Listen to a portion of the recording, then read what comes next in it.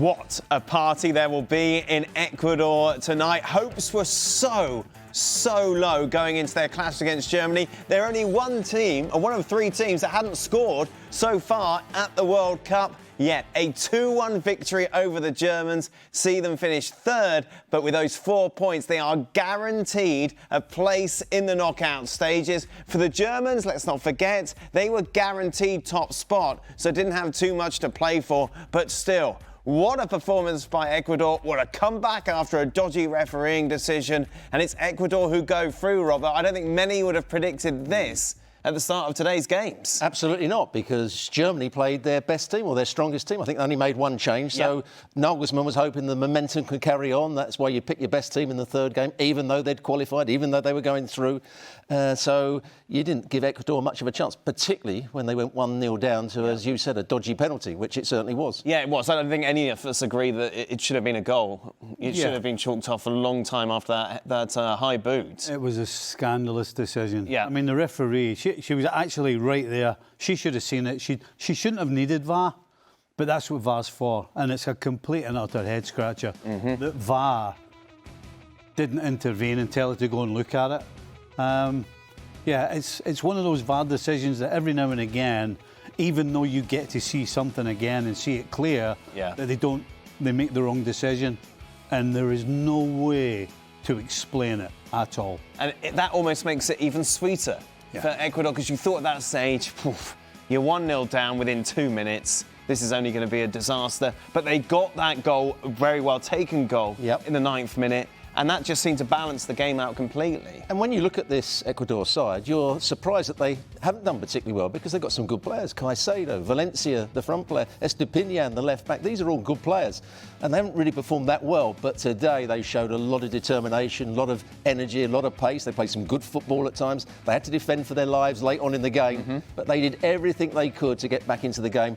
And I think they deserved it in the end. Yeah. As you mentioned, Germany played their first choice starting 11 pretty much. Yep. How much was this performance, which was terrible today, from the Germans, part of not giving it full blast because they'd already qualified, or part of the fact that this team's not very good? I would suggest a little bit of both. Right. Yeah. I think not very good is probably the wrong way to put it. I don't look at this German side and think there's any particular part of the game where you think they're dynamite at the back, or they're so superior in the middle, or they're just so clinical up front and exciting. There's no part of that German side where I'm gushing about it. As a whole, it will get things done. It has done so far, obviously other than today. And I think part of the problem, as to your question, there's no doubt that when you've already qualified, there's an edge that goes missing. Right. And there's no question that today there was no edge about what the Germans did. They actually did have a couple of chances in the second half. I mean, Sané in particular was clean through. And how many years have you been doing that? I know, yeah. And I've done it again. And he hit it straight at the goalkeeper. So, they could have put this game to bed before Ecuador got the winner. But, yeah, I would say the biggest problem with Ecuador, though, at the end of the day, their problem is they've no cutting edge. They don't give a lot away, but really they've no cutting edge. Yeah, it's party, though, Stevie. I'm not asking you if they're going to win it. It's just a nice time, isn't it? Bad news for Scotland as well. Another team goes above them. Good news for everybody else. Who wants to see another Scotland game? Yeah, that's very true. How would you feel if you're a German fan going into the knockout stages? Worried, because they did actually make 2 changes. Both were because of injuries. Yes. So he picked his strongest side. But when you look at them, I'm looking for some inspiration from one of those players, like Wirtz, like Musiala, like Sané, like Havertz. And there isn't any at the moment. Very flat, isn't it? They're doing OK. You know, they're not playing badly in those front players, but they're not dynamic. We've seen so many good players in this tournament. In theory, this isn't set in stone, so don't get angry if this changes. But as it stands at the moment, it will be Germany against Paraguay, and they will play the winner of France against Sweden in the round of 16. Well, that's bad news for Germany. You don't want anything to do with France.